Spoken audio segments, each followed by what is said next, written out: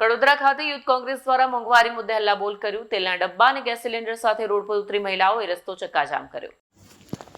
દેશમાં સતત વધી રહેલી મોંઘવારી અને જીવન જરૂરી ચીજવસ્તુઓના ભાવ વધારા સામે વિરોધ ઉઠ્યો છે. ત્યારે સુરત જિલ્લાના કડોદરા ખાતે કોંગ્રેસ સમિતિ દ્વારા યુથ કોંગ્રેસ નગર કોંગ્રેસ સાથે મળી ઉગ્ર વિરોધ પ્રદર્શન કરવામાં આવ્યું.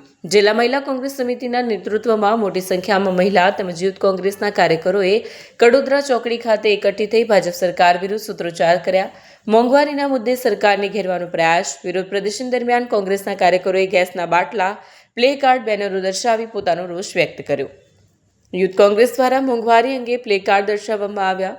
કડોદરા ચોકડી આંબેડકર સર્કલ નજીક કાર્યકરોએ ચક્કાજામ કરી વિરોધ પ્રદર્શિત કર્યો, જેમાં સુરત જિલ્લા મહિલા મોરચાના આગેવાનો, જિલ્લા કોંગ્રેસ સમિતિ, કડોદરા નગર કોંગ્રેસ તેમજ યુથ કોંગ્રેસના આગેવાનો જોડાયા હતા.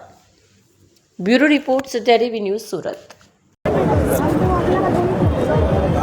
જે રીતે દેશમાં નરેન્દ્ર મોદીની તાનાશાહી સરકાર ચાલે છે અને ગુજરાતમાં પણ છેલ્લા 30 વર્ષથી ભાજપની સરકાર ચાલે છે, પરંતુ લોકોના જે પ્રાણ પ્રશ્ન છે, મોંઘવારી છે, બેરોજગારી, પેટ્રોલ ડીઝલના વધતા ભાવો અને એ ઓછું હોય તેમ જે રોજબરોજનું સતત ગરીબ માણસ હોય, પૈસાવાળો હોય, પણ રોજબરોજનું એ જરૂરિયાત છે ગેસ.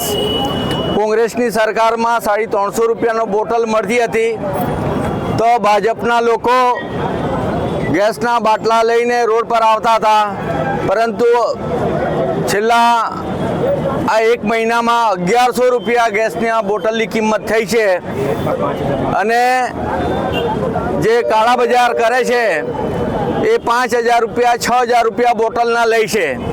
તો જે ગરીબ માણસ છે એ 2 ટંકનો રોટલો રળવા માટે એ રાત દિવસ મજૂરી મહેનત કરે, છોકરાઓને ભણાવવાના, લાઇટ બિલ ભરવાનો, દવાખાનાનો ખર્ચો, ઉપરથી મોંઘવારી અને છેલ્લે જે ચૂલો સળગતો હતો એ પણ બંધ થઈ ગયો છે.